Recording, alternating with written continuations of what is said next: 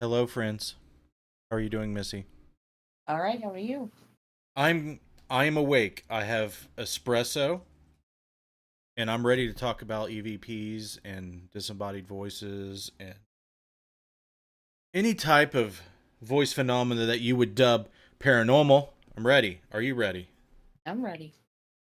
What's up with our friends tonight? See who we got. We got uh Troy Haney, Darren Darren, Smith. Rich Valdez.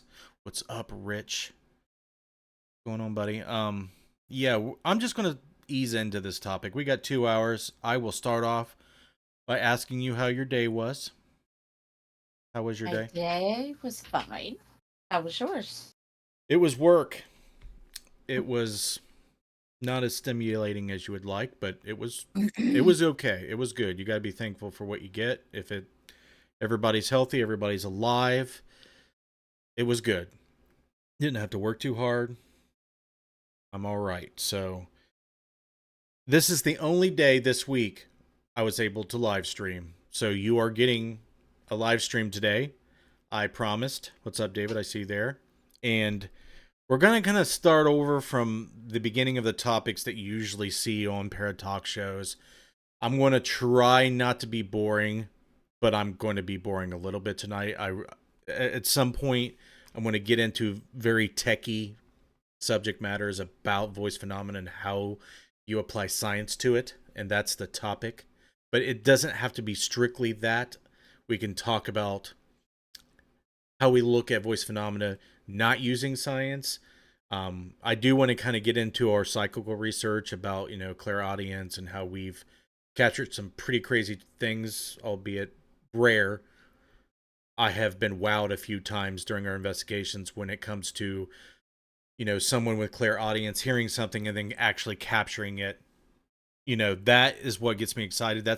I feel like, you let me know what you think, Missy. I feel like that is the most exciting thing when it comes to voice phenomena. It's exciting for me and you.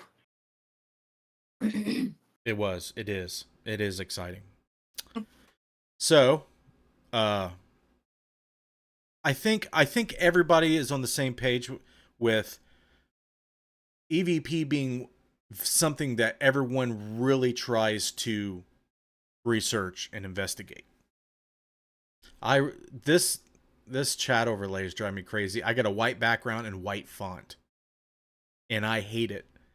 And I didn't check it before the stream. And I have to, I'm sorry guys, I got a OCD complaint about this, rant about this. All I see is a light outline of black around each white letter on a white background. So Missy, I'm really going to have to, hi Lonnie, I'm really going to have to rely on you sometimes because this sucks to read. Uh, Darren says he keeps hearing disembodied voices. An old lady that with a raspy The voice. raspy voice that we heard on the third floor. He's still hearing it. I'm Yep. really curious about how often you hear it and what you're hearing. Is it just a voice with, like, you can't make out what it's being said? I haven't even reviewed that, and I need to. I may have it on my computer. I definitely think I do. During the course of this video, Darren, we will dig up that and we will try to listen back to that voice that we heard when last time we were there.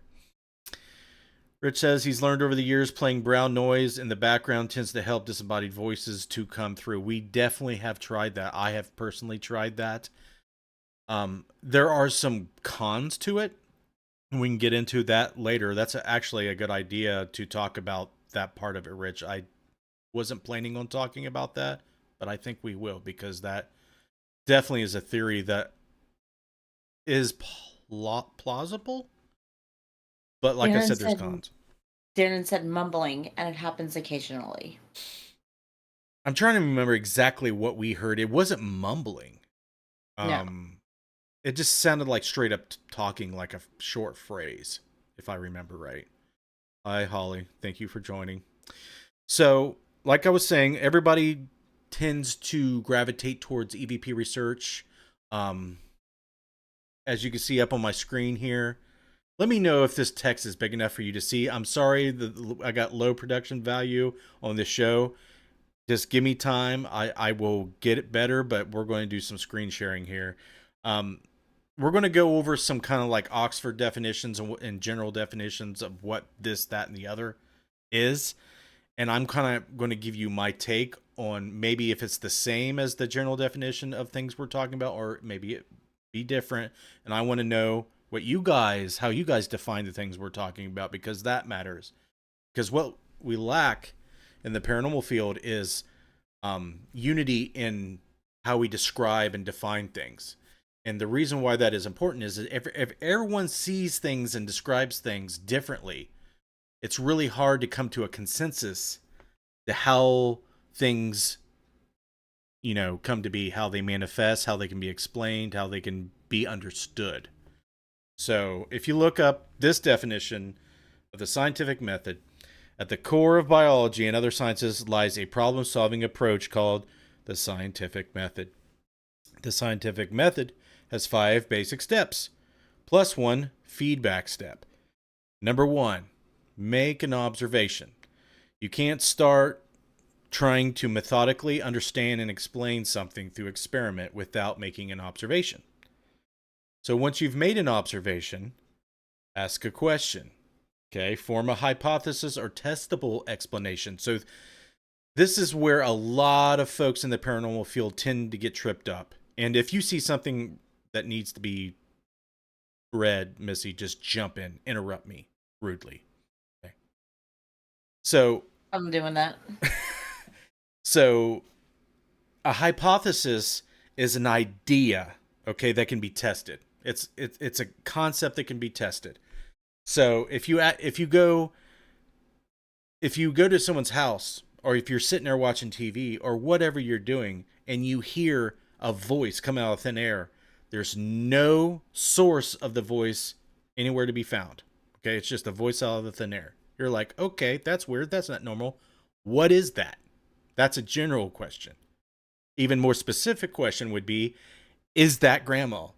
Is that someone who died in the house? Is that someone dead at all? Okay.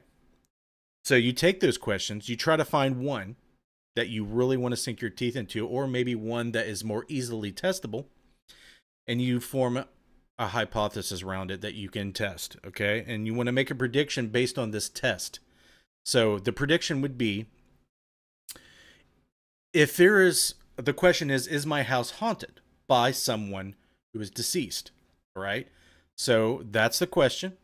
Prediction would be, okay, if I sit down and watch my TV and at 9 p.m. I hear someone talking in the background, or I hear a little girl talking outside my window, whatever it may be, does it happen again at the same time? Or does it happen when I do certain things? Is there a trigger, or is there a predictable moment that these, things can happen?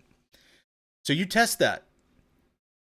Set up a recorder, set up a camera, test your theory. Okay. And 6 is iterate. Use the results to make a new hypothesis or prediction. So let's just say your experiment is, I hear this most of the time around 9 p.m. while I'm doing this, that, and the other.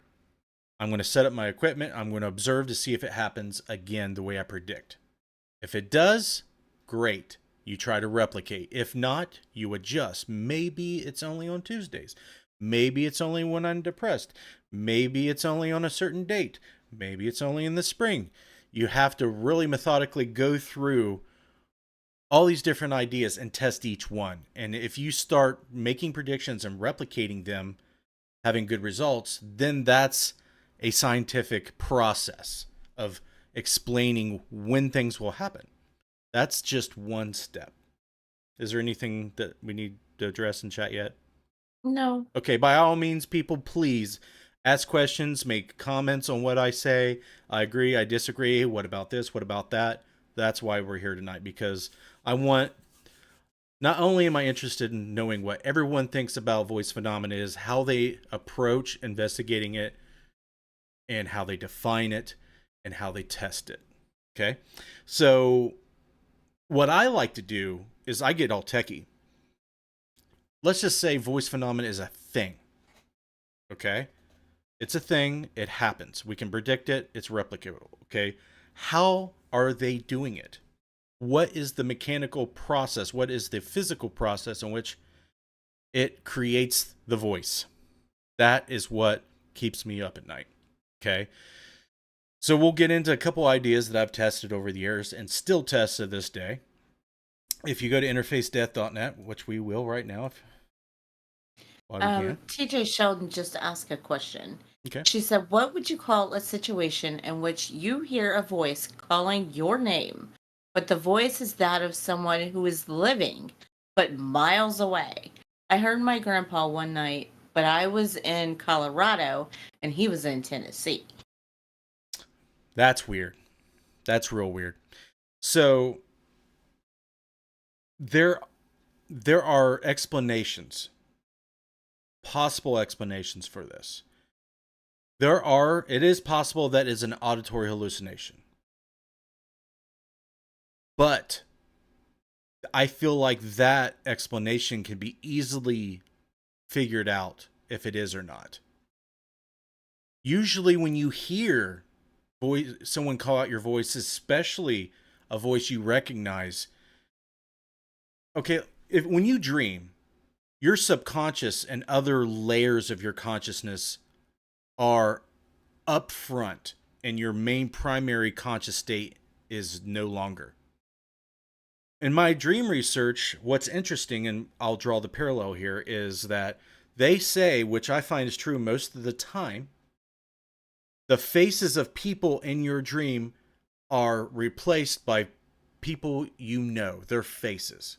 Okay, so if that's true, and if it is some type of hallucination coming into your, the many layers of your consciousness, it could be a hallucination is kind of a crappy way to explain it. It could be a manifestation of a voice that is not actually there. Does that make sense? Because when you dream, it's debatable whether the things going on in your dream is actually happening. I believe that it could be happening, just not in this physical reality. But when you hear someone's voice, especially if you're in a store, there's some noise going on, maybe you're focusing on something, maybe your brain waves start to alter in such a way that you will hallucinate someone's voice when they're not there. That is a possibility. Another possibility is psychokinetic energy does weird things. Okay? That's all I can really elaborate on, okay? Weird things can manifest in energy fields that we know very little about. Okay, so it could be possible that there's a psychokinetic manifestation occurring auditorily. So what's interesting is, are you the only one hearing it? Is other people hearing it? Can you record this? And if you can record it, most likely it is a acoustic energy, a physical energy. So you would want to investigate that and use the scientific method the best way possible to try to get answers for that. Missy, are there other explanations? Like, I know people say there's mimicking going on, which is, I think, unlikely. But in your case, you've dealt with things mimicking other things. Mm-hmm. Like, maybe you can kind of go into that a little bit.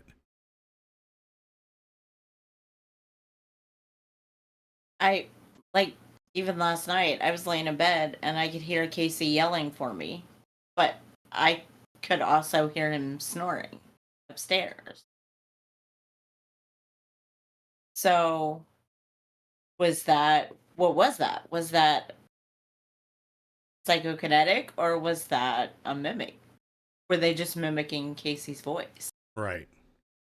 So in that case, since I've already tried to explain to you guys about the psychokinetic weirdness in your house, that happens. Right. Like weird shit happens. Like I don't know why yet, but it does. Casey will come down. Mom, were you yelling at me? No. Why not? Hi, Eddie. Right. Go ahead and read Rich's comment if you're done. Okay. He said, how about the constant Captain Obvious? When you least expect the phenomenon to happen, you're distracted, your mind is thinking of other things, of which leads me to believe a clear mind is more receptive to the phenomenon than when you're expecting it. So what he's saying is you hear more things when you're not expecting it or when you're expecting it? Like, when you're distracted, you hear it, but you, I think what he's saying is like when you're distracted, you don't, your mind is thinking of other things, of which leads me to believe a clear mind is more receptive to the phenomenon. Like when you're busy or you're doing something and you hear it, you're like, okay, what was that? And Right. your mind tries to figure it out. So Like, when you're distracted, you question it more and it's more confusing. Let me know if we're right. understanding you right, Rich. That's interesting. I think that things happen more anomalous, weird things happen more when we're in distracted, more resting states. It Yep. seems to me, in my experience, and people reporting to me, is that when you're watching TV, when you're chilling out, when you're doing something that you're not normally expecting weird things to happen, that's when they generally happen more. And when you're paying attention, especially if you're trying to get things like that to happen, they happen less. They don't happen when you want them to. And then and if that's true, that kind of goes back to my idea about different frames of mind, different altered states of perception. There's very minute changes in how alert you are in your brain waves. The studies suggest that when you're in alpha, in beta, your perception changes. And it's interesting to kind of take a look at that when you're perceiving things like voice phenomena, so on and so forth. Paula DiMaggio said, I always hear my kids call me mom when they haven't. Right. So the top explanation that I would ask myself is, I'm a mom. I'm constantly in fear of something happening to them. I'm constantly worrying about them. I have to keep an ear out in case they need me or they call for help, so on and so forth. So I can see that being something very common to hallucinate hearing. With that being said, I know PK energy does weird things. So there's that. In other words, during EVP sessions, you focus on evoking a response, and very seldom do you get evidence, but my team has noticed more activity when they're not engaging. That's what I thought you meant. So that goes back to my very, basic introduction of when things happen. Most of the time when you experience things is when you're not paying attention to hearing things. You're watching TV, you're watching your dog chase a laser, you're resting, you're having a conversation with something spontaneously happens within those moments that we need to understand. Hi, Sky. I see you there. I miss you too. So I would really want to take a scientific approach to the theory or the hypothesis that your brain waves change during these moments, or there's something different in those moments that are bringing a clearer reception to these voices, to these things that happen that we want to know about. We need to do that if we ever want to get out of the dark ages of paranormal research. Yes, we can have. Oh. What? Ollie said, I always have 4 babies in heaven. So sometimes wonder if it could be them. But makes sense that I would be here for here the living calling me because of the mom fear. She always has 4 babies in heaven. She's had 4 miscarriages. Oh, that's another show, Holly. That's a whole nother show. I can't get into it, but I will tell you that I have had cases and things come up that psychics especially pick up on a alleged spirit presence around a mother or father or whoever, even a sibling, from a miscarriage. I think that's deeply interesting and profound if that is an actual thing. I believe it. I gotta turn that off. I believe that it could be a thing, for sure. But that's a whole another show. 3 miscarriages. First was a set of twins. Yeah. So if there is life after death, I believe that it's very possible that those type of conscious entities, very hard to understand how they would develop, but I believe that life does not start when your baby breaches, that's not when it Right. starts. I believe it starts well before then, and possibly even before you even born. I believe that a lot of these probabilities and infinite possibilities all play out somehow, some way, in another dimension, another time, and we can access those depending on how cool we are, psychically and talent, ability wise. Holly said, "Hooray me for giving you a new show idea." I've talked about it on Paranormal Soapbox, I think, and it's come up on Necromancer at least a couple times. And I know we've had kitchen table conversations about this. Right. Yeah, I believe it's a thing. We have kitchen table conversations about a lot of things. Yeah, those are the only kind of conversations you should be allowed to have. The only ones. Okay, so how can we shift gears here? So if you're looking at the screen here, we have this specialized setup. I'm just going to mention this briefly so you get an idea if you didn't know. It's on our website. We have a tech page. Like I'll scroll up here. And if you go to interfacedeath.net and you go to tech here, we have a setup that tests the hypothesis that EVP is generated by a burst of electromagnetic energy to the microphone. So either if you're using an induction microphone or a capacitor, an electric or condenser microphone, there's two different mechanics that you want to test, and this tests both.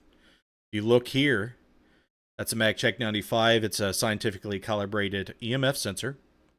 So if there's EMF during the recording of a voice that has no explanation or source, we can see if there's an EMF spike. And the Rode mic over there is a condenser mic that if there is some type of variation in charge that causes an anomalous voice or static or what have you on that microphone, it'll be more susceptible to that. Or you can just use a regular, microphone that vocal, singers use, a dynamic microphone like a stage mic that has a coil in it. And for you guys that are slightly techie, you can induce current in that coil. That's the magnet is attached to a diaphragm. Your breath hits it. It moves the magnet back and forth against the coil, inducing electrons through the coil, which sends a signal to the recorder to record the actual physical acoustic energy. So if you're a alleged spirit, you could use electromagnetic induction to move that magnet and to induce electrons down through that coil to produce or replicate voice. Now that is probably most likely, but I think capacitance is definitely a possibility too. So that tests both. So if you get voices on that Tascam recorder, but nothing on the Rode and the MagCheck, it's most likely acoustic energy. If you get correlations on either of the sensors of the microphones, you can, cross-check and figure things out. So if you want to learn more, there is a tutorial right here. You just click on this, and it'll bring the video up right there. That's me being all nerdy about it. So much thinner, less hatery Justin Brown. Thanks. Thanks a lot. All right. So, electronic voice phenomena. I think that is important to kind of get over a definition of. What is it? So if you read Wikipedia, within ghost hunting, a parapsychology electronic voice phenomena, EVP, are sounds found on electronic recordings that are interpreted as spirit voices.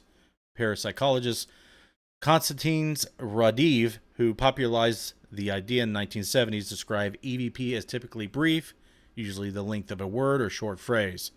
Enthusiasts consider EVP to be a form of paranormal phenomena, often found in recordings with static or other background noises. And that's where, Rich's comment about the brown noise kind of came in. We can talk about that. Scientists regard EVP as a form of auditory pareidolia, interpreting random sounds as voices in one's own language, and a pseudoscience promulgated by popular culture.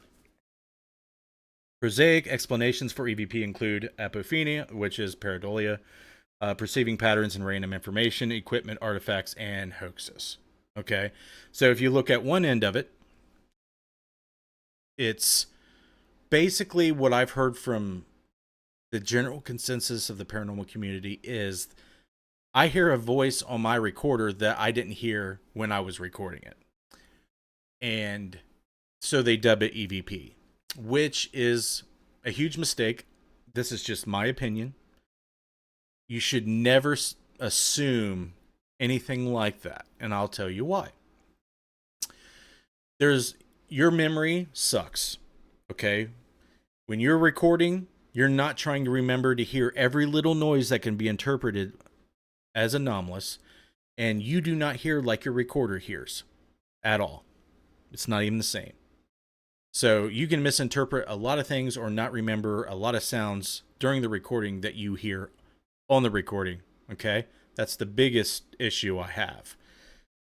That's why, I always preach mic yourself, use, multiple mic sources, cross-check them, use cameras so you can see yourself, you can see your investigators, and you can kind of pick up on movements that people make or, your clothing making noise. The more data, visual data you have for your audio recordings, the better, because you can find explanations for a lot of the sounds you don't understand by just listening to audio alone.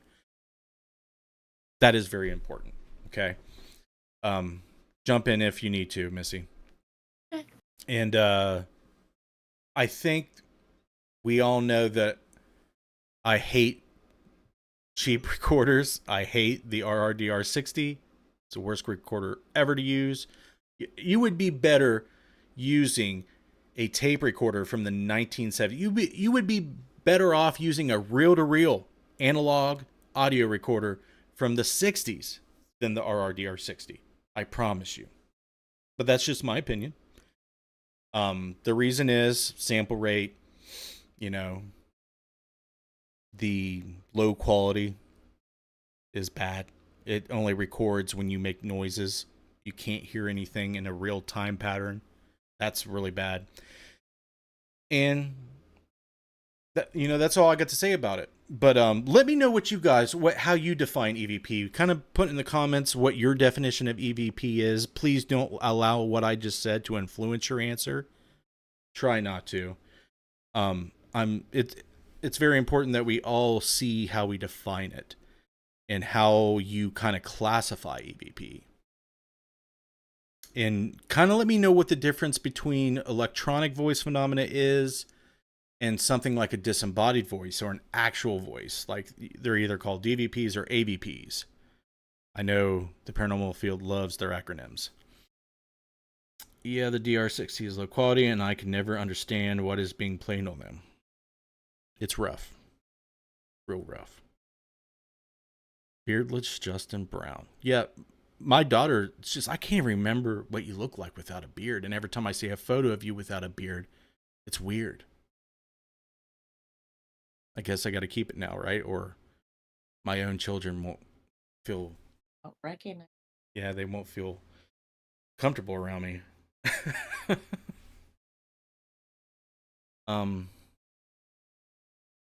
So Missy, before you got into interface death, how did you look at EVP? Like what was your understanding of it?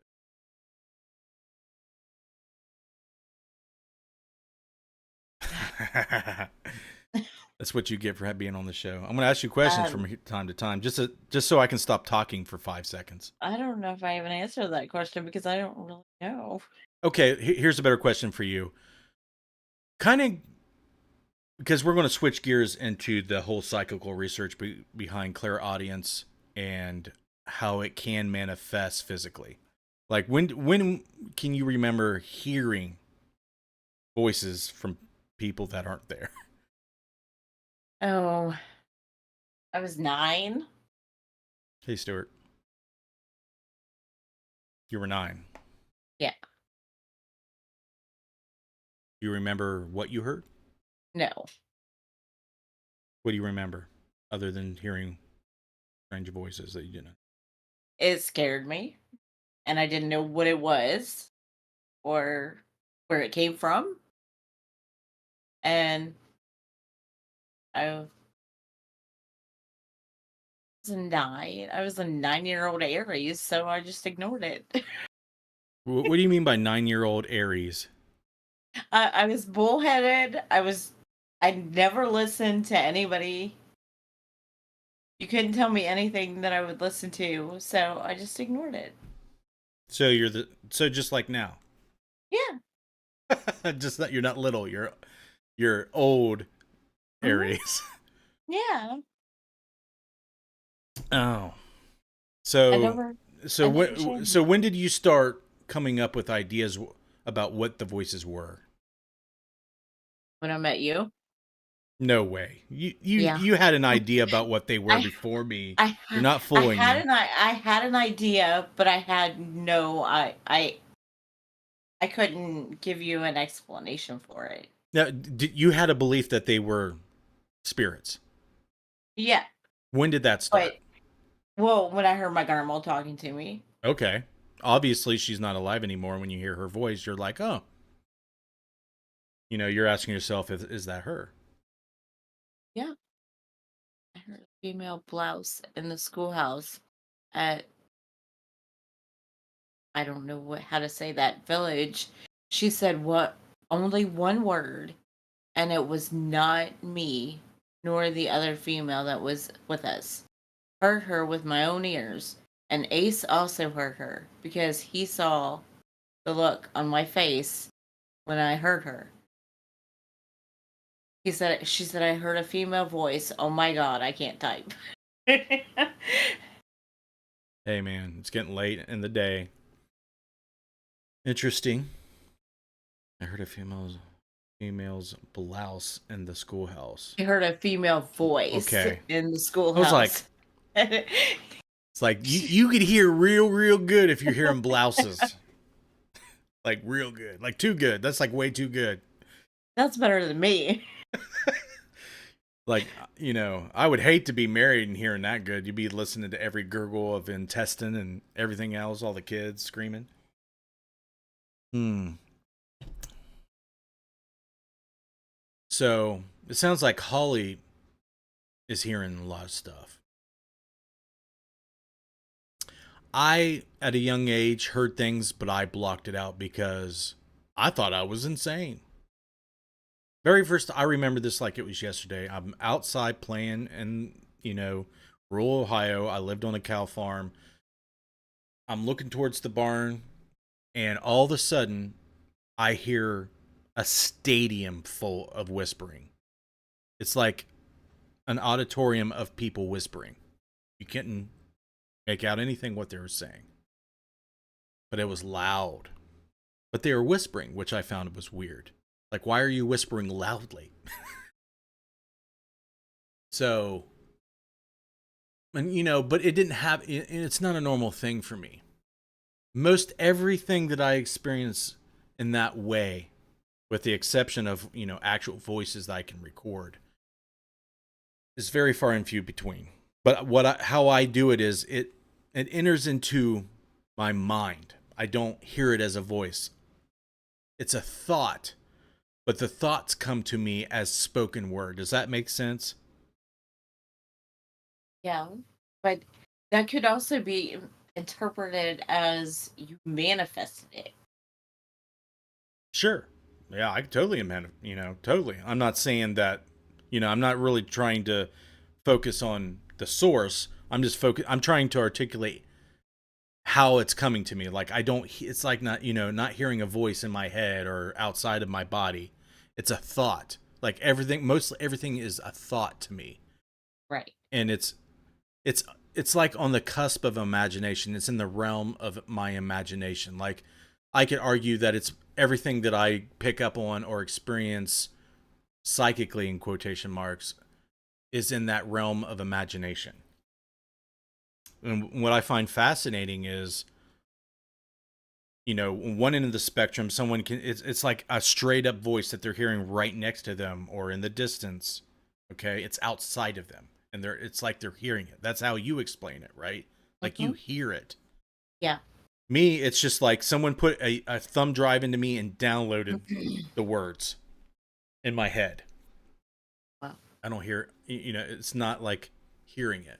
The only time I hear, now I got to take that back. At Indiana State Sanitarium, I heard Derek's voice that he heard, but you didn't Mm-hmm. hear. Nope. So, and it was my idea that was in the psychokinetic field and Right. not actual a person, not an actual person. Philip's back. He was here before, right? No. He wasn't? I thought he Nope. was. Oh, I'm Nope. sorry, Philip. I thought you were here before. What's up, buddy? Holly said, "Yeah, it happens to me too." And then Ken said, "I believe I experienced the same type of things." She said, "That's why I also tell people I'm sensitive to spirits because I hear them in my mind, like you." Okay. So I know other people do just based on talk to them, but it's always interesting to hear how other people perceive it and experience it. All right, so we can shift gears into going to do. What was I going to do? Electronic voice phenomena, yada yada yada. Philip, while you're here, I know on Facebook I got tagged in your mini questions of voice phenomena. If you want to, you can ask me now. Um, Radiv, there is a microphone that bears his name. It's an actual.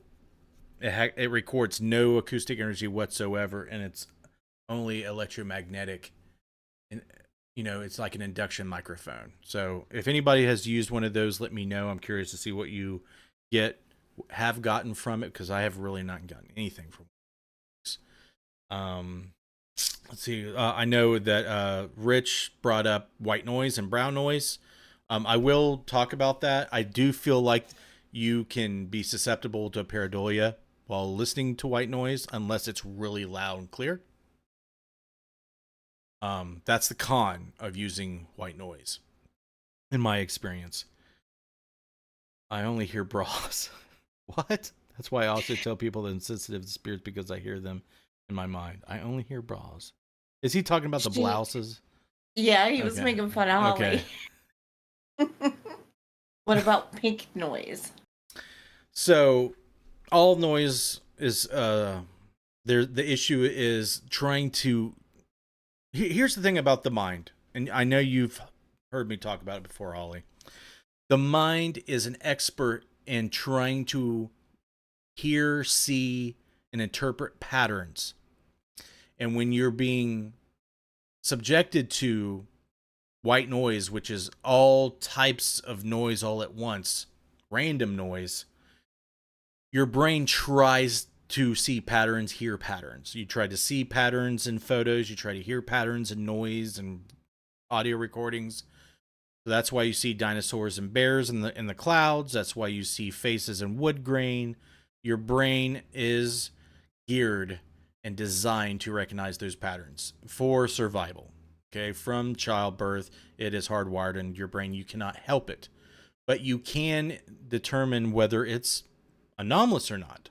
Okay, so when you're listening to any type of white noise, brown noise, pink noise, you are highly susceptible to pareidolia unless you hear something highly modulated.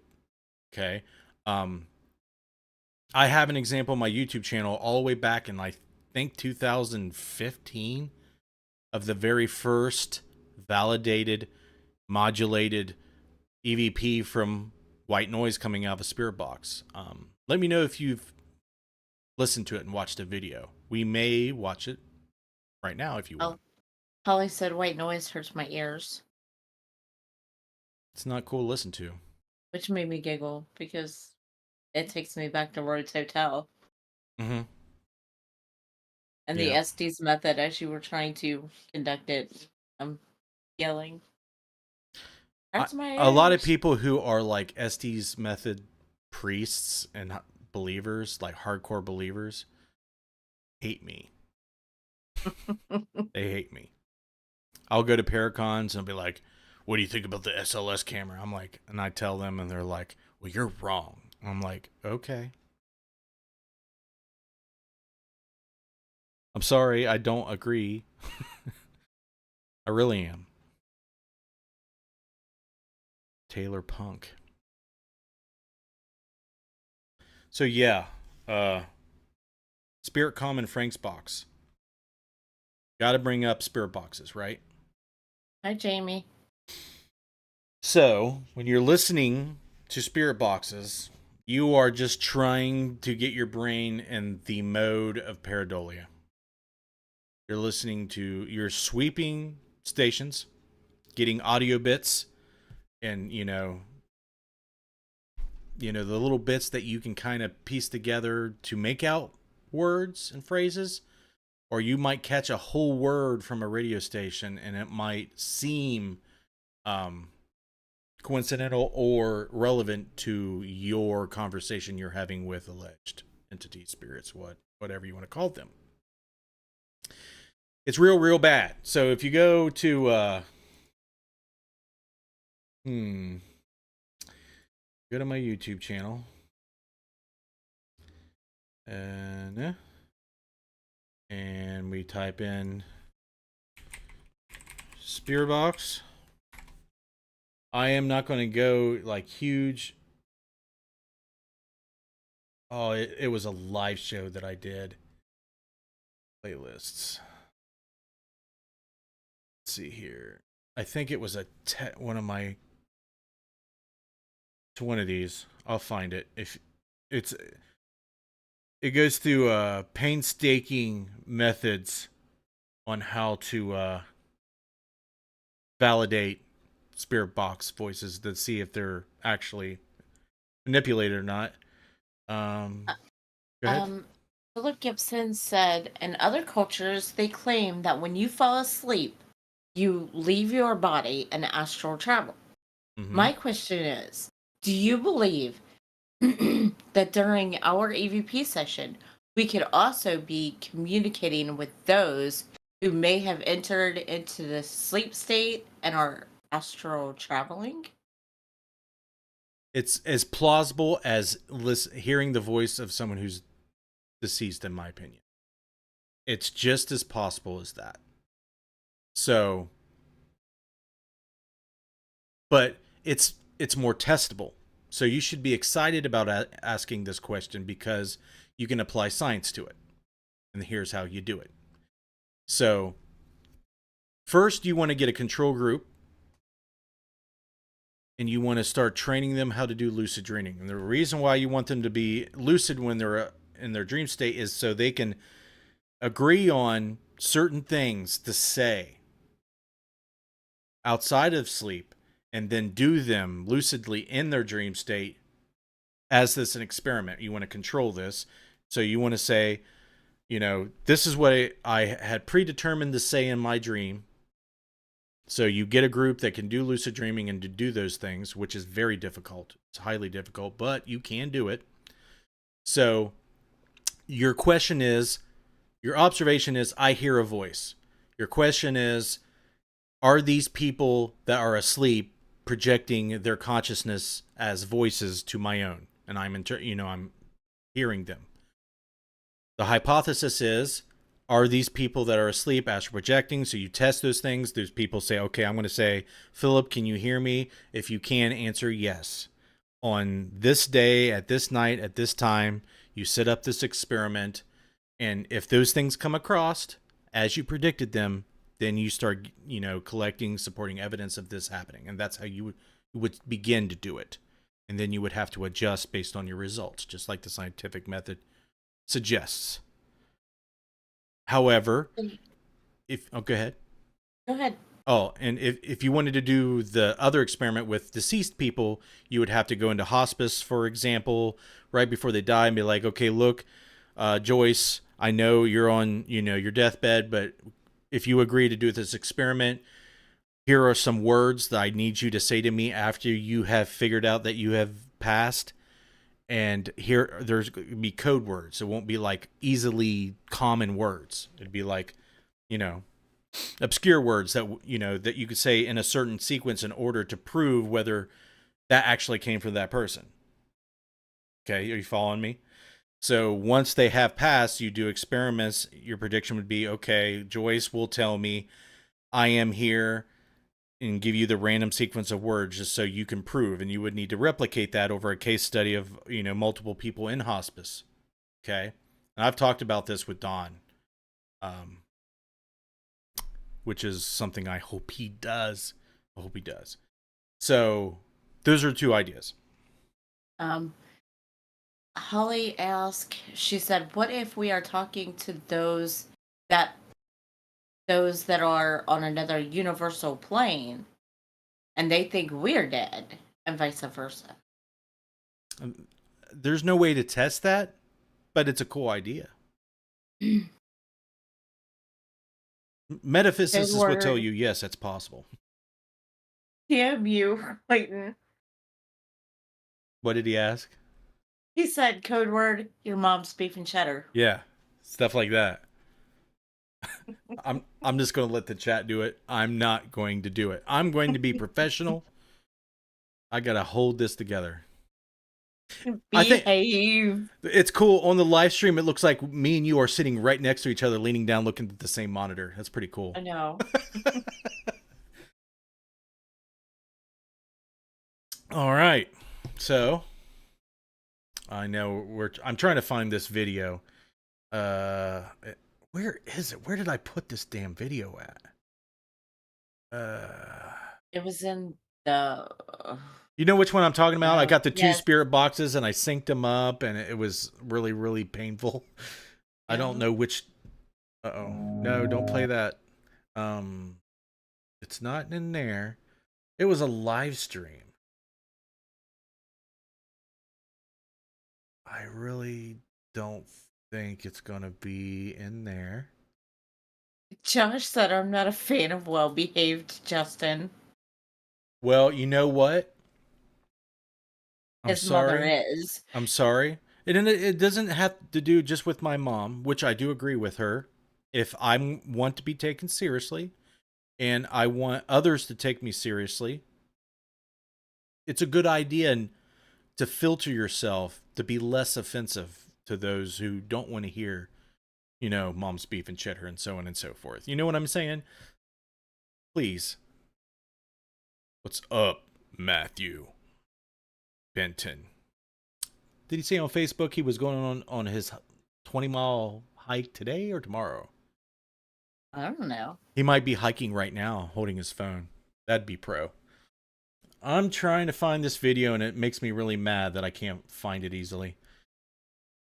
I'm going to abandon it if I can't. But I really, really want to find it, because if you're interested in knowing what the hell I do to prove that spirit boxes are manipulated either through internal mechanisms or through the air modulating the actual carrier wave, let me know. I'm your guy. I will find it somewhere.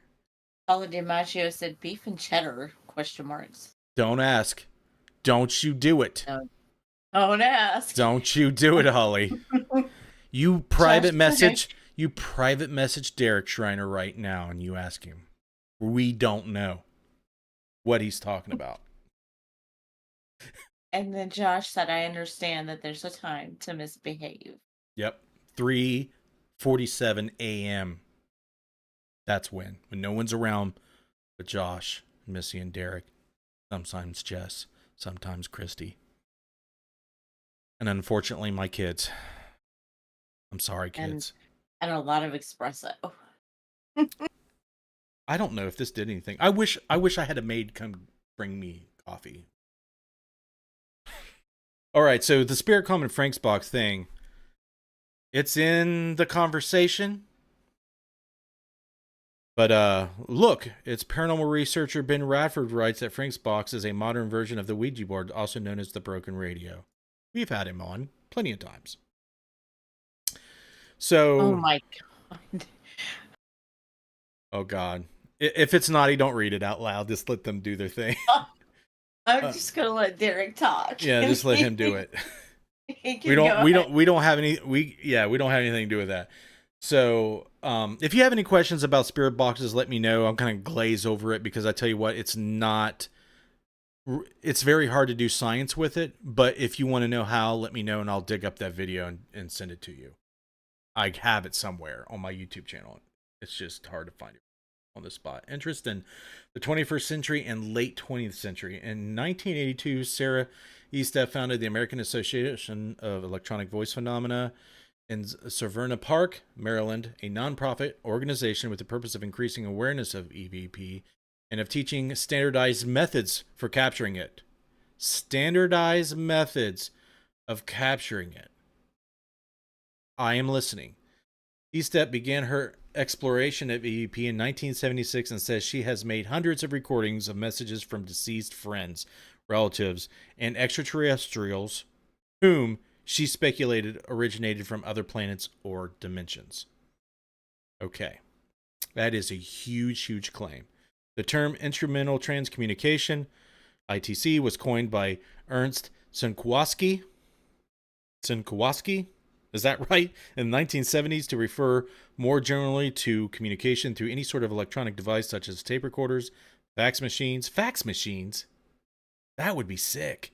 Television sets, or computers between spirits or other discarnate entities in the living. Okay, Philip Gibson asked. He said, when it comes to these intelligent conversations, EVPs, do you believe they are actually occurring at that particular location? Take, for example, at a cemetery. Is it a cemetery? Is it a cemetery from my perspective, but on a deck in someone's backyard in theirs? An alternative reality or timeline that both parties are tapping into. Okay, very difficult, if maybe impossible to test, but hypothetically, if we're doing thought experiments on this, which is what we like to do, it's possible that there is no necessity for locality. So if you're hearing a voice, and astral projection is the thing, and location is out the window, it does not matter where you're located, then yes, it is possible. It is not smart to just assume that they're standing right next to you when you're hearing these voices, because non-locality is common in our communications as the living goes, through telephones, handheld radios, all that stuff. If it's possible while you're living, and if there is life after death, it's possible then too. You can assume that it happens. You can even infer it. Matt said, yes, I am waiting on my pack. We step at 18:30. What? Who was that? Matt Benton. Oh, he's waiting to go do it? He's waiting on his pack. They step at 18:30. Oh, okay. Which I think is at... California is what, 4 hours? 3 hours? I think that's at 8:30. 3 hours behind us. We got Carmen in the chat. What's up, Carmen? What's that? Yeah, so the best feedback I can give you, Philip, is do not assume that they're local. Just be open about them being anywhere, anytime, in any space, any source. Holly. She said, I want to astral project, but that would be cool. But what would happen if you didn't connect back to your own body? You would be disembodied. You would be disembodied, Holly. You'd be in a coma. 6:30 on call time. Nice. You'd be in a coma. On Cali time. Your body would be in coma. Your brain would not be. It'd be floaty McFloaterson all over the place.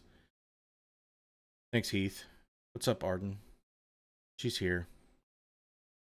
Heath, have you been like lurking, or did you just tune in?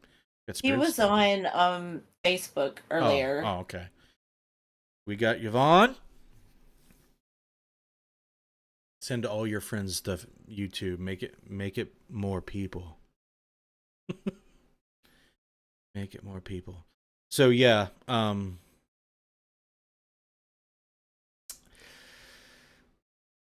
standardizing his method for capturing it. I would like to see how she standardized it. It doesn't go. I don't think it goes into it in this Wikipedia article. In 1979, parapsychologist D. Scott Rogo described an alleged paranormal phenomenon in which people report that they receive simple, brief, and unusually single occurrence telephone calls from spirits or deceased relatives, friends, or strangers. Rosemary Gooley has written, within the parapsychology establishment, Rogo was often faulted for poor scholarship, which critics said led to erroneous conclusions. Imagine that. In 1995, the parapsychologist David Fontana proposed in an article that poltergeists could haunt tape recorders. Okay. He speculated that this may have happened to the parapsychologist Maurice Grossi, who investigated the Enfield poltergeist case. However, Tom Flynn, a media expert for the Committee of Skeptical Inquiry, examined Fontana's article and suggested an entirely naturalistic explanation for the phenomena. According to the skeptical investigator, Joe Nickel, occasionally, especially with older tape and under human conditions, as the tape travels, it can adhere to one of the guideposts. When this happens on a deck where both supply and take-up spindles are powered, the tape continues to feed, creating a fold. It was such a loop of tape, Flynn theorizes, that threaded its way amid the works of Grossi's recorder. So, I'm not going to read all this because it's probably boring on a show in this format. Keith is at work, so he is actually kind of lurking, listening. Hey, man, you're awesome for watching this stuff at work, man. You're like hardcore. I think Eddie Pence is at work watching too, and I know Derek is at work watching. All the night owls. Yep. There's a 3-episode The Enfield Haunting on Netflix. Really?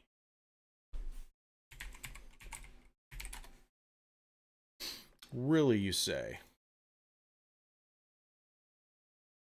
Come on, Derek. There we go. No, don't make that noise.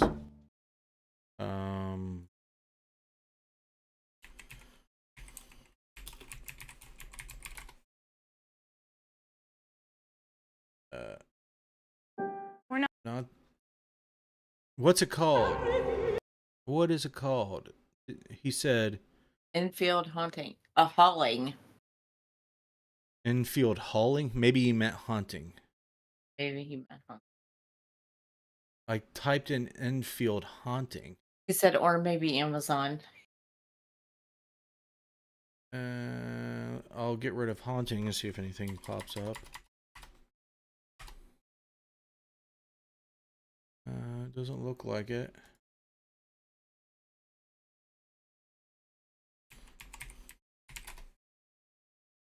The Enfield haunting. Wasn't there a movie in the 80s where they travel through the dream state? In the end, the guy turns into some weird ass snake. Yeah. Yeah, what's that called? I don't know. Yeah, there is.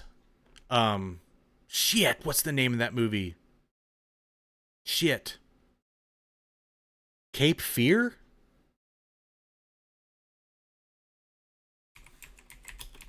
That looks interesting.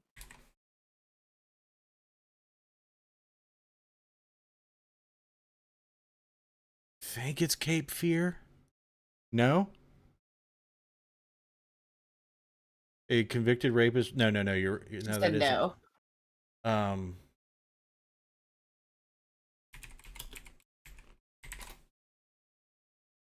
Dreamscapes.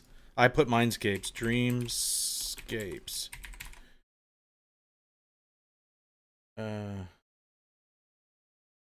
Cape Fear was in the 90s.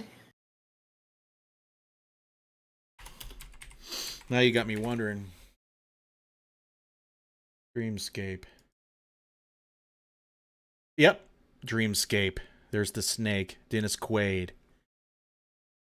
Oh, yeah. I remember that. Yeah, you remember that shit? That's crazy. Yeah. So here's the Enfield haunting. I need to check this out. I didn't even know it was on there. Thanks, Heath, for the suggestion. Watch list.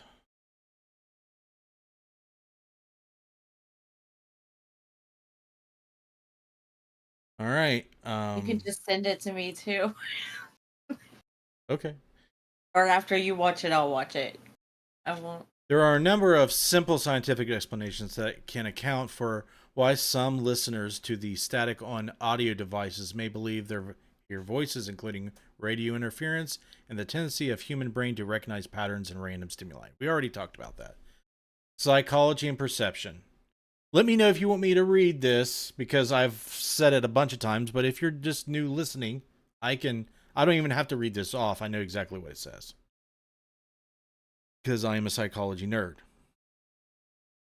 But this looks interesting. I definitely want to read this part. Definitely want to. You're welcome. Yes. Interference, for example, is seen in EVP recordings, especially those recorded on devices which contain RLC circuitry. These cases represent radio signals of voices or other sounds from broadcast sources. Interference from CB radio, transmissions, and wireless baby monitors, or anomalies generated through cross modulation from other electronic devices. Cross modulation is interesting. All are all documented phenomena. It is even possible for circuits to resonate without any internal power source by means of radio reception. So what they're saying is that interference and cross modulation is possible from like your voice recorder and a handheld CB or a CB radio, a handheld radio, all those things. They can cross pollinate. Okay. Capture errors or anomalies created by the method used to capture audio signals, such as noise generated through the over amplification of a signal at the point of recording. Okay. So if you got a really, really hot signal, that's a possible physical explanation. Artifacts created during attempts to boost the clarity of an existing recording might explain some EVP. So if you jack up your noise floor on your recording to make it sound all staticky, you're going to get pareidolia happening there. Methods include resampling, frequency isolation, and noise reduction or enhancement, which can cause recordings to take on qualities significantly different from those that were present in the original recording. So if you screw around with your EQ to make your voice happen, no bueno. It's trash. You're not going to convince anybody serious EVP researcher that that's legit. So, Oh, that sucks. Arden's trying to make a donation and I won't let her. a donation where? Is it the Streamlabs link? Yeah, let me know where you're trying and I can help troubleshoot. And the easiest, probably foolproof way would be PayPal. So let me know what's going on where you're trying to do it. Sporadic meteors and meteor showers. For all radio transmissions above 30 hertz, which are not reflected by the ionosphere, there is a possibility of meteor reflection of a radio signal. Nice. The Organizations link that. you have here. Okay. Huh. I will just type my PayPal. Do you have PayPal? Arden? Let me know if you do. If you don't have PayPal, that won't work either. Didn't she buy a shirt? Yeah, she did. And a So hoodie. how did she pay for that? I don't know. I can't remember. I can't remember. But yeah, it's cool when you use Streamlabs. What does it tell you on the Streamlabs? Is it like saying error or just not doing anything?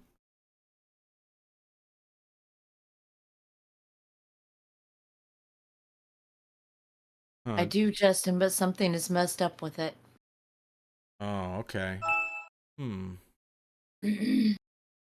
Yeah, I don't know what would be wrong with Streamlabs. Sorry, it's not working.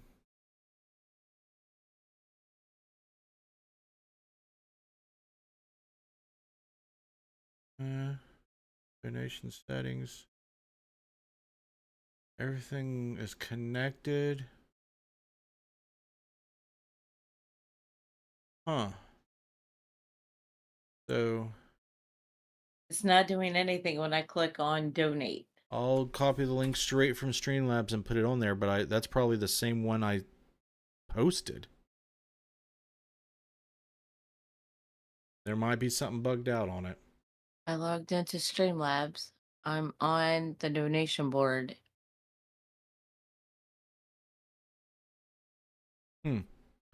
Yeah. Then I'll try it again. Um. Yeah.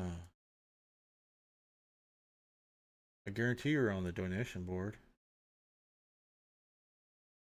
It might have been a while back, but I know the last time I looked, it was on Patreon. When we were at Wildwood Sanitarium, we used a spirit box, and it was a huge thunderstorm that night. Weird part was that when the thunder sounded outside, we heard it in the spirit box, like a couple seconds later. Very strange. So here's the thing. If you look up uh, lightning interference with radio. Okay. Electromagnetic interference, EMI, also called radio frequency interference, when the radio frequency spectrum is a disturbance generated by.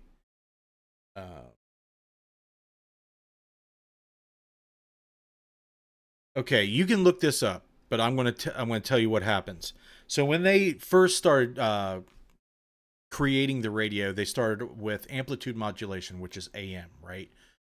You would tune into AM, but the problem would be when there was a lightning storm, the EM pulses from the lightning would cause interference on AM stations.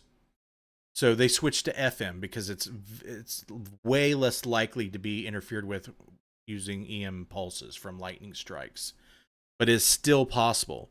So if you're using AM on your spirit box, I would say that is a very, very good possibility that you're just getting the EM interference from the lightning on your radio, because that is just how it works. That's why they switch from AM to FM. If you're doing FN, it's still possible, but not nearly as likely. So that's the best answer I can give you on that one. Pretty sure it's FM. Okay. It's still possible, but if it's really close, it's possible. It would have to be close. Natural explanation origins. This is a very long article on Wikipedia. Let's see what else we can do. Is anybody else interested on how I apply the scientific method to voice phenomena research? Because I don't want to bore you guys with all the tech part of it, but if you're really, really, really interested in it, I am your guy. I have done this for years. I know what to do. Go to interfacedeath.net. You go to interfacedeath.net. Go ahead. Ken said pretty fascinating when you experience an AVP along with capturing an EVP, which happened at the Detroit 6th district with us being live as well. Can you elaborate on doing both at the same time? Like you heard it and then you recorded it? Because if you heard it and then recorded it, it was probably the same phenomenon. It was probably just an acoustically physical acoustic energy. Because it's kind of confusing to hear it like that. So if you go to research, this breaks down all the kind of research we do. It brushes over it. What I plan to do, hopefully by the end of the summer, is have this all way more defined. Okay, and here's the DVP, the EVP, PK, how we do our ITC, and if you go to the tech part, which is right next to it, you can see this on your mobile. It's a little bit different, but if you go to the little 3 lines, it'll break down each page. It'll show you the gear we use, and in most of the sections of the gear, there's videos explaining how we use it and all the specs. Like here, all the specs of our cameras and our setups. Um, and tutorials on this, tutorials on this, and all the stuff we use is all broke down here. And hopefully by the end of the summer, I'll have this completely juiced up for you guys to go through and hopefully get ideas and learn stuff. So yeah, check it out. I will link it. They were live on Facebook, heard the voice, and they also got it on the voice recorder. Okay, so what the most likely thing that happened was you heard it in real time because it was an actual physical voice, and we call that acoustic energy. So voice recorders, cameras with mics on them are all designed to pick up acoustic energy, the stuff that you hear with your ears. It's designed to record. So it probably wasn't an EVP, it was just probably a physical voice that I call a disembodied voice. It's physical. But that time at Madison Seminary, like, the coolest part was the look on your face that I finally heard something that I never hear. Right. It blew your mind, and it blew my mind because I actually heard something come out of thin air. Because like you ask a trillion times and no one says anything, nothing says anything, and the time you ask, it was just super weird. Like that whole time in the basement, that whole thing was weird to me. Like it had to be something. It was very rare that happens. And if you don't know what I'm talking about, the Madison Seminary episode on our season 4 or season 5 on our YouTube, check that out. It's crazy. It's nuts to me. Nuts. Hey, yeah, if you're still having problems, Arden, I'm sorry. Maybe I just don't deserve your money. Maybe I don't deserve it. But yeah. I think we've what? Oh, I thought that said demonics. I'm like, what? I researched the poop out of everything, guys. Poop out of it. Nope. Missy will tell you. But when we do get out in the field, which is going to happen, there will be more paranormal content in video format of our investigations. It's going to be different, but not too different to where you won't enjoy it.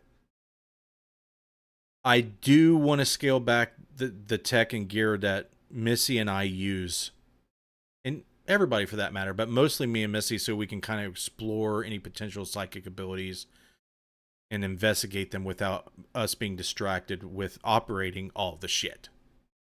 You know, we're walking around looking like the fucking Borg. It's probably not ideal to do that. She said I tried again, but it won't accept it won't accept from my card. I don't know. I'm sorry. I would love to investigate with Justin Brown and Missy. Sure, I would like to investigate with all y'all. All of it. Every one of you. It should happen, Holly. It should. It should happen at some point. I know you guys come down to the jail an awful lot. And that's probably where it should happen. At Old Licking County Jail. It's probably where it should happen. So, what I would suggest is the next time you plan to go down with Ace and John and Darren, let us know, and we'll see if we can make it. It should be able to happen. Because I'm going to assume that you guys will be back there. And we're only like an hour and 45 minutes away. Yep. Well, Missy's longer, but still, it's still just a hop, skip, and a jump. All right. I am starting to exhaust all my points, my bulletin points about the subject. I'm fatigued, I'm tired, but applying, as a recap, conclusively, if you want to use a scientific method to investigate voice phenomena, you want to do the steps, and we'll go over it again. you want to ask a question, well, you make an observation. You ask a question about the observation. Research topic area. Kind of create your hypothesis. Test the hypothesis in an experiment. Analyze all the stuff you got out of it. Report the conclusions and iterate things and see if you need to adjust. Ask different questions or specific questions, so on and so forth. You want to come up with hypotheses that are testable. And if you have a problem, because what most researchers fail to do is understanding the scientific method when it comes to testing hypotheses. That is the most important thing to understand, because if you want to approach it scientifically and methodically test things, then see if the probability of your question and the outcome of your question to have an outcome, you have to understand how your idea is testable. And that is very, very, very important. The other importance of it is to control the experiment much as possible. When it comes to voice phenomena, it is hard. Okay? Everything's hard. And this is hard because you got so much contamination from yourselves, the investigators, the environment, and people inside and outside, everywhere. So, what I suggest people do, put recorders outside the building, all, at least 4 directions. So if someone makes a loud noise or something makes a loud noise outside, an animal, a person, a car, those 3 things are the most probable contamination you're going to deal with. You will cross-check the recording from outside with what you got on inside to see if it's loud out there, quiet inside. If it's quiet inside and loud outside and happened at the same time, that's probably what you heard. It's probably what you recorded, and you'll be able to debunk it. Philip Gibson said, my last question. Do you feel that those we are attempting to communicate with can pinpoint a particular recording device, be heard on that device, but not heard on the same style recorder next to it? Yes. If the hypothesis is if they're using something, if it's electromagnetic induction or capacitance or some type of physical mechanic like that, yes, it's possible. And it's testable. So you should try it a lot. And the easiest way to do it is a similar setup like I showed you. You go, it's going to say that I'm on my website again. I got to close this out. If you go here, and if you go down, if you look at this, you have a stereo condenser mics on the Tascam recorder, and you have a microphone here, and you can use 2 microphones, or you can put a sensor there. Put them all together, going into a 4-channel microphone, so you don't have to sync the audio in post. They're all lined up with each other. So the more microphones you have going into the same recorder, you can look at each individual track and see if it happened on one and not the other, or if they happened on all of them, or 2 and not 4, so on and so forth. You can do that. So, and if you want to test, if you really want to test what your idea is, use all the separate microphones. They all need to be the same, because different microphones have different pickup ranges and frequency responses and so on and so forth. So I would suggest you use all the same microphones and test it that way. So you know that if something shows up on one and not the other, that's physically impossible if they're all next to each other. Thank you for asking those questions. I've asked those. Is Christy close to you coughing? It's possible, for sure. Okay. Keith said it wouldn't let me tip either. He was gonna donate too, and I wouldn't let him either. It's probably screwed up somehow. I'm sorry, guys. If you want to try PayPal, Justin Brown Interface Death on PayPal should work. You can do that, and if it comes through while we're live, I will shout you out. Obviously, it is cool if you can do it on Streamlabs, because it pops up in there and shows everybody that you did, and you can pick emojis and gifs and stuff that are cool.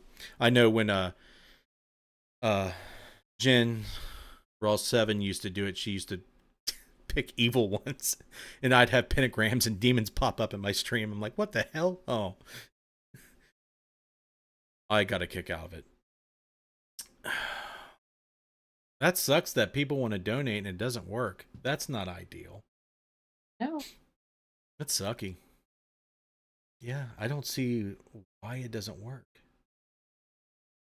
Huh. Why wouldn't it work? Settings. Donation settings. Huh. Connect PayPal's connected. Huh. Fifth page design. Fifth settings. Tips for Ukraine disabled. Uh Monthly tip settings. Profanity settings. Pro settings.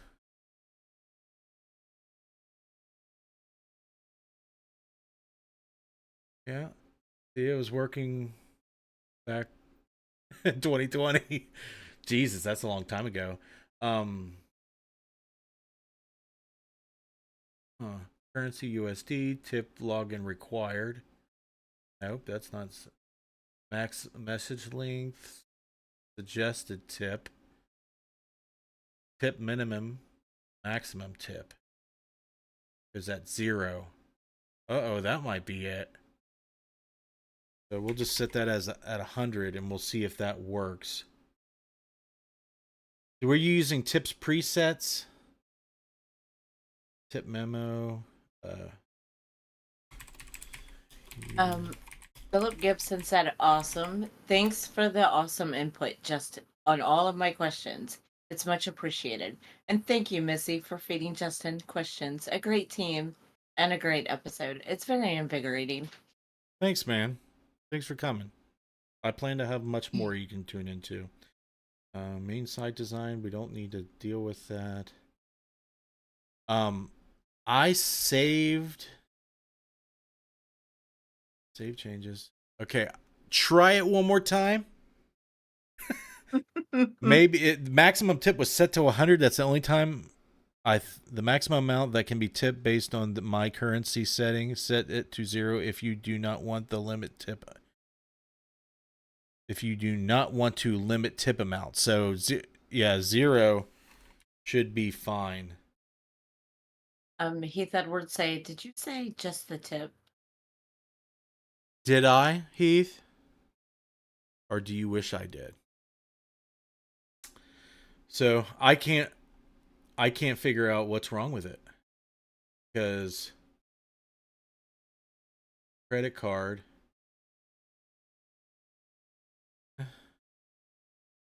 Eh, don't.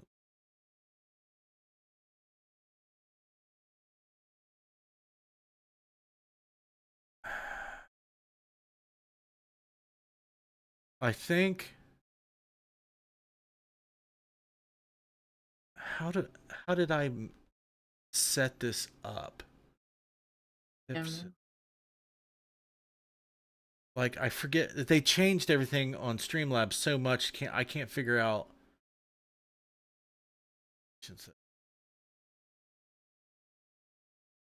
Tape. Oh. Like it should have a spot to where I can add and or disable and enable PayPal, do all that stuff. Almost bad. Memberships, affiliates, Streamlab. No, nothing up there. I'll have to look into it. You can always try PayPal, Heath, if you want to go that route. Interface death dot or Justin Brown at interfacedeath.net if you want to try that. I'm sorry that the tip's not working. I'm really, really sorry. Dates of terms used. Don't need to do that. Amazon.com. One side into your account.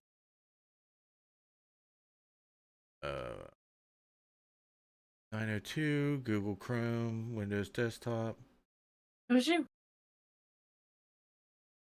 Yeah, but I had already signed in. Did someone hack me from looking at the stream? They couldn't see my password. Good. I don't know. That would suck. Let's That see if would I'm suck. locked out. Let's see if I'm locked out of it. I'm still logged in. Still logged in. Oh, all right, Missy. It's your turn to talk. Is there What do anything you want else? me to That, talk is about? there anything else I didn't go over? Not that Hmm? I think of. Dude, these lights are roasting my face, bro. You know, I've, someone. no, it's just warm. That's My cool. my GPU and CPU is blowing hot air into my room. Um, Ken said nothing scientific, but is it in our minds that the EVP voices tend to sound different than, say, living voices? And also with more sensitive people like Missy, feel is it different? Well, I'm not going to speak for Missy. I'll let her speak for her. But all the voices she has explained to me sound just like people. They're like rarely distorted. But me, the voices that I have heard do sound distorted. The very first voice I've heard when in my early 20s that scared the living crap out of me at the house I used to live in that you've heard me talk about at least once. It was all garbled. It sounded all weird, like someone put it through some kind of weird filter. Like I didn't understand it at all. And I've heard many people say the same thing, that it sounds different and sounds modulated or weird, or some kind of weird effects on it. And when you hear it on a recorder, it definitely sounds weird. And that's an interesting quality that kind of seems like it's a trend. And if it is, I would imagine if something was talking to us beyond the grave and it was at least somewhat of a struggle or a task to do, it would make sense to me that it wouldn't sound crystal clear or pristine. Yeah, I've heard that. It sounds like it's underwater. It sounds like there's a weird effect on it. I'm with you, Ace. I'm with you. For me, I have looked around and asked, did you say something to me? Did you say something? I hear it just like it came out of your mouth. Right. And that's what most clairaudients tell you. That it sounds crystal clear. Like, the better they are, the clearer it is. And it's super prevalent during investigations. She'll jerk her head this way, she'll jerk her that way, she'll respond to the thin air, and we're like, oh, I don't didn't hear that. But I have recorded what she has heard many times. But hearing what she hears is rare. Okay. I am ready to start talking about naughty things. No, I'm not doing it. I'm not You're doing not it. doing it. No, not doing I it. do that at work all the time. My coworkers look at me like I'm nuts. Holly does. Yeah. You're a weirdo, Holly. Sorry to break it to you.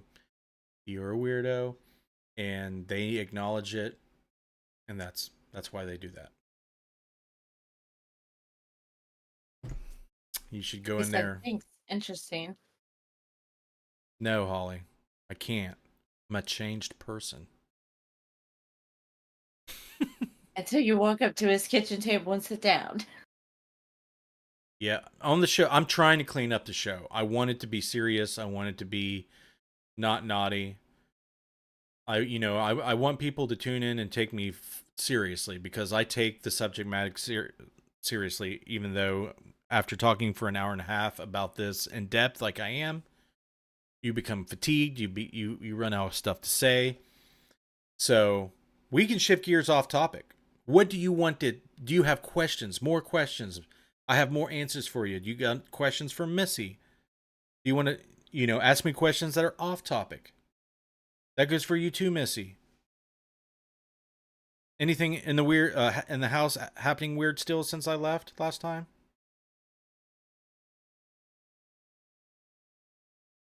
No? Guess you won't be hearing about my new crystal. Why wouldn't I be hearing about it? I don't know. Oh, What kind of crystal did you get, I Holly? bet you it's a naughty one. That's why. I don't know. You know, we know all about you, Holly. You. But there's someone standing in the kitchen again in front of the refrigerator watching me The bald walking dude. through the kitchen. The old Yeah. bald dude. Yep. There's someone walking through the kitchen. Should I send him the pic? Yeah. Yes. Private message is good. It's good. I've seen a lot of crystals though. Don't be mad if I'm not shocked. Especially watching yeah. Help me remember her damn name. Sorry? Valerie, yeah. My brain is fried. Valerie's crystal shows got real naughty there for a while, and then she started getting banned, and people's comments were getting flagged. It's a thing. And tomorrow is a travel day, isn't it? For me, Yeah.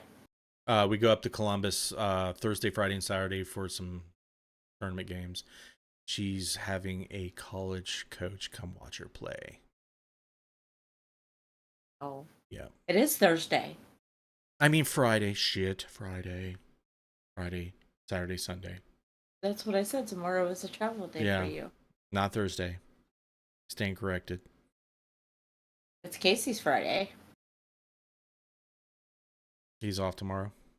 Yep. He works 4 days, 10 hours a That's day. right. I forgot. So we'll just throw my Ollie DiMaggio said 2 photos. 2 photos. Holy crap!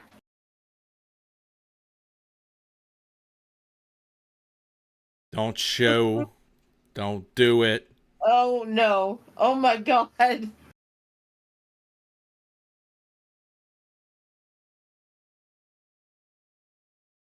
Sign in from Ohio. Appling to respond. Had to be me. But why would it say that? I don't know what's going on. I don't know. I gotta change his photo.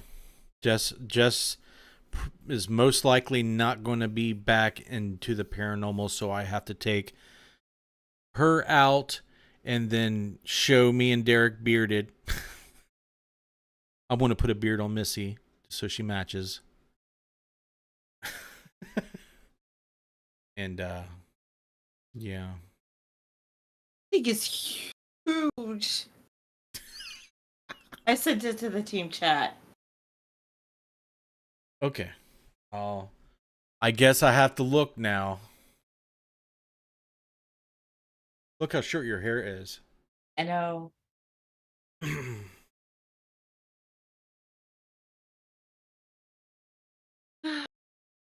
Messed up. Yeah. Those are crystals, all right. The old dino. You're naughty. Hey, it's, I think.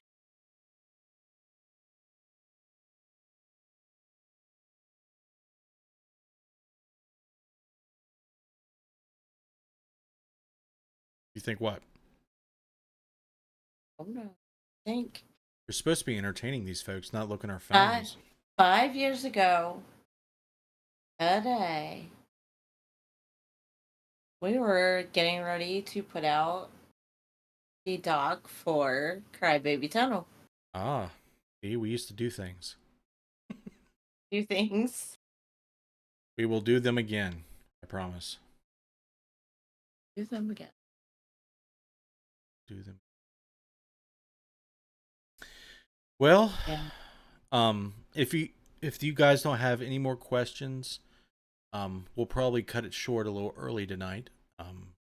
There's some things I got to prepare for our journeys tomorrow to the softball. But if you need my assistance or you would like to ask questions, I am here now. So Let me have it. Uh-oh. And so my personal favorite, while helping a tour at Eloise, I was at the back of the group and three of us heard a very loud, what sounded like a big breath. Just seems strange hearing something not alive with a big breath. Strange is the key word. It the paranormal never ceases to amaze. You know what I mean? Like, what are the most common thing that I've encountered are disembodied footsteps.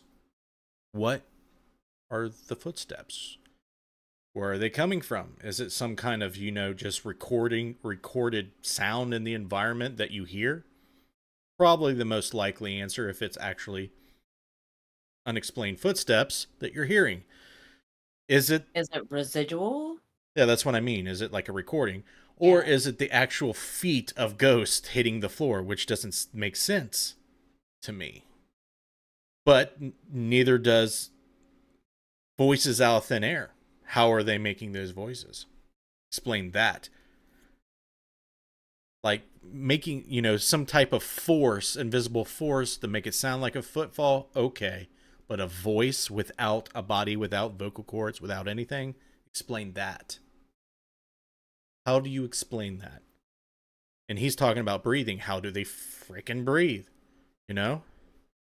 Right. But like that, I take the size and the big breaths like That started to that sound really bad. as I take those as like, that's just something they did. Mm-hmm. But how are they doing it? How do you hear it? So it kind of goes back to the questions Philip was asking. Hmm. Are these people just chilling in their backyard in another dimension? Are they even dead? Right. So the question I have asked and tried to come up with ideas, which aren't testable, but they're ideas. Can't stop ourselves from trying to think about them. Someone's right next door in an adjacent dimension.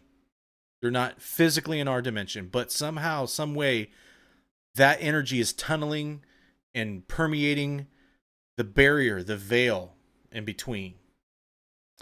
So my theories that I've had in the past are psychic phenomena.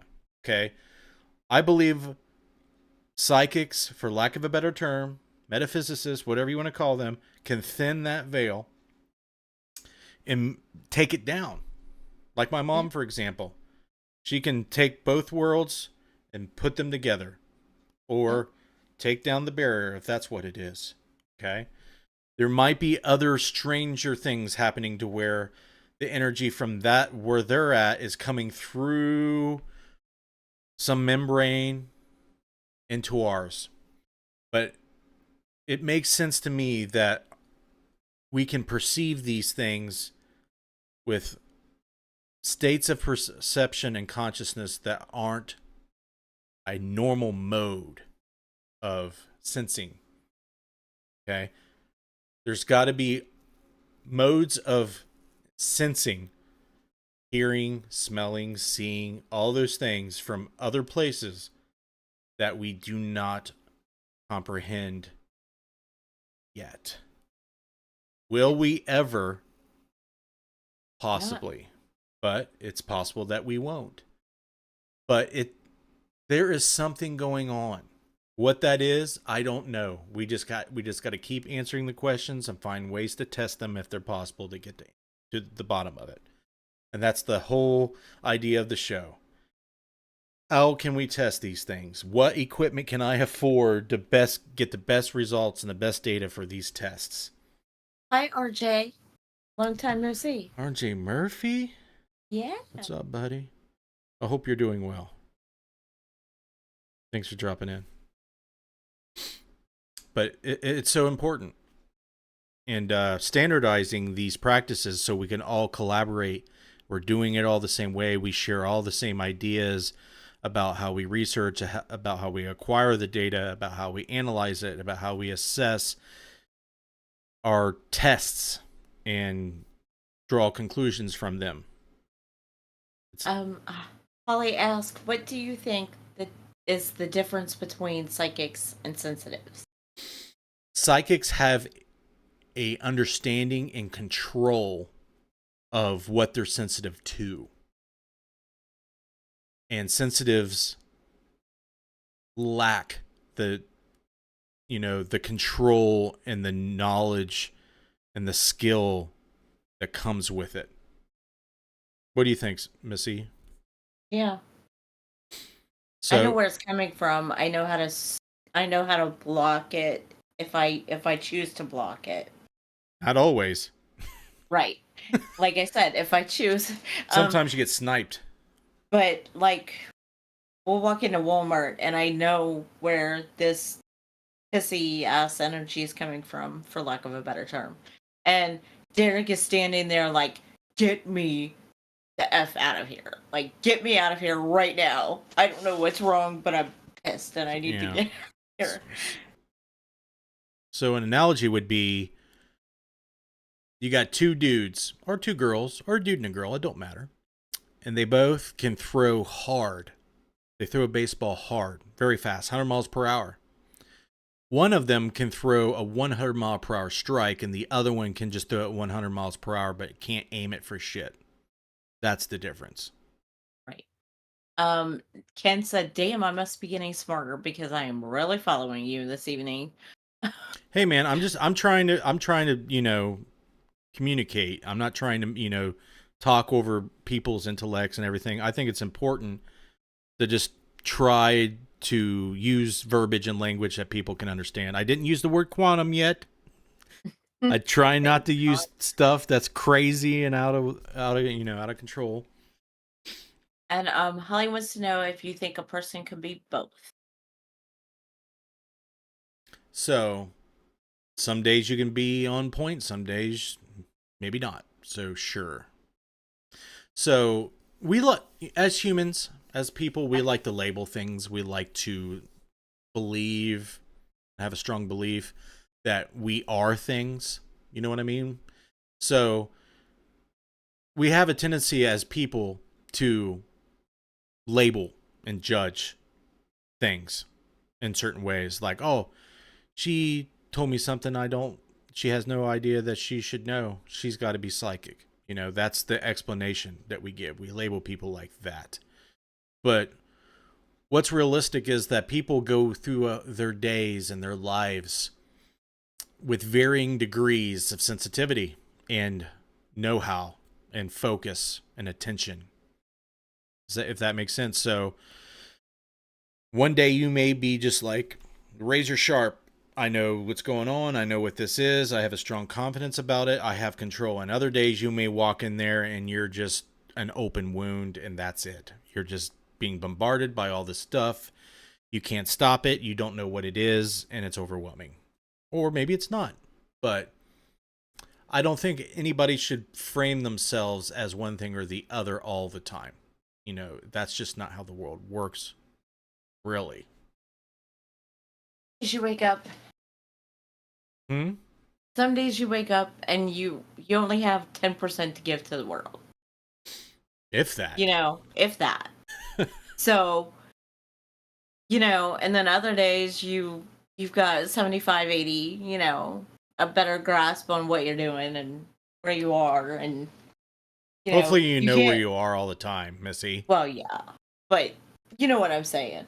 You can't give 100% of yourself to another dimension and another person if you don't have that much to give.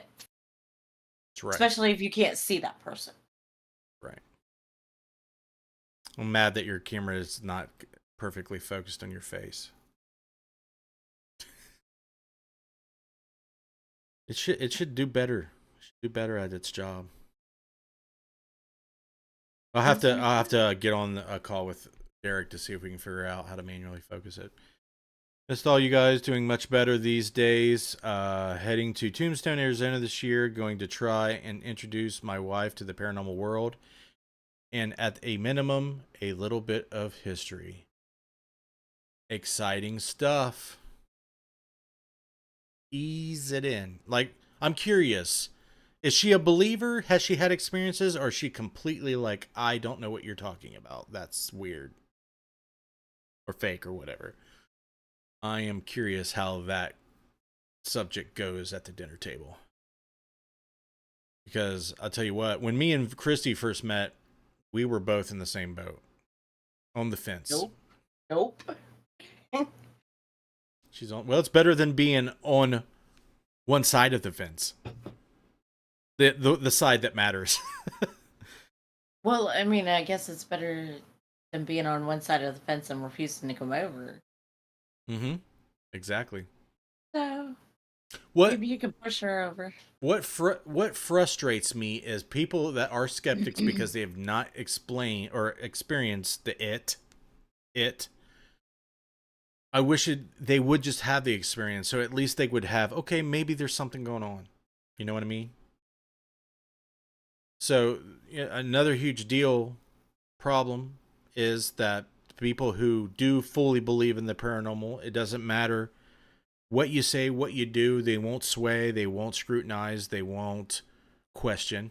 And then you have the opposite set spectrum. It's all fake, it's all make-believe, it's all imaginary, it's all delusion. End of story. And reality is always somewhere in the middle. Always. Until someone says something and you have to look at yourself in a whole different way and come to the realization that they may know what they're talking about. Maybe. So, why is she leaning into believing, if I may ask? Is it just you are so convincing to her? Or did she experience something? Or have you taken her somewhere to experience something? I love it that Awen was able to have that experience at Moonville Tunnel. Oh, yeah. Because, dude, those were legitimate footsteps. Like, I've never heard it that active in that way ever. Like, I've heard footsteps out there, but it was like pacing out there loudly. Right. And I really wish we got the recorder falling over on camera. It was off camera on both angles, so that sucks. I think she bumped it and she didn't realize it. I think she bumped it. But it'd be cool if she didn't. And what's also interesting is I set the REM pod out there and it did the same thing like it did out in Indiana at Thornhaven. That's always interesting to me. Yep. RJ Murphy's like, wow, this guy's got so many questions for me. Whose show is this? Is it my show? We're just trying to bring you in. Yeah. I would love to go mess around at places, haunted places or allegedly haunted places with all the people in this chat. Yes. That would be awesome. Ha ha ha. She has had experiences, but it's uncertain about it. Now I'm going to ask you what kind of experiences. But that's cool. That's cool. At least she's like, okay, I'm willing to look down the rabbit hole. Take a gander from a distance. Thanks, friends. It's been too long. I'm sure hope we can put that jail trip together. Time well spent tonight. Thanks, man. I think can't really explain, he said. I think it should happen. Can't really explain. That's fine, man. I'm done with the questions. I'm done interrogating you. Thank you for being here. All right, let's wrap it up, guys. Thank you very much for joining me tonight. These shows will slowly transition into more higher production value. I'm going to go from my personal page over onto Necromancer when I get fully ready. But my goal is to have a live chat each week. I will tell you guys if I can't on a certain week. It may be on different days when I'm free. I apologize. I will try to look and see why you can't donate through Streamlabs. And we're going to go down the rabbit hole again together. Here we go, guys. That's cold hands. You two better not fight me when your time comes. What? You got to be kidding me. He's on YouTube. Yeah, I see that. RJ said, miss the hell out of you guys. Stay safe, and I'll be keeping an eye out. Hey, man, Death's Cold Hand, come troll us next week. Okay, sub and hit that notification bell so you know when to troll us, because Um, that was decent. and I will be on Sam's show next week, All right. What day? Wednesday. All right. So hopefully I have time to do it on a different day. Probably Thursday again. We'll shoot for Thursday. All right, guys. We're out of here. Love you all. We'll see you next Well, it'll be week. 10 p.m., so I can just switch over. Oh, that's true. We'll figure it out. We'll figure it out. You have a good night, Missy. You too. Everybody, see you next time.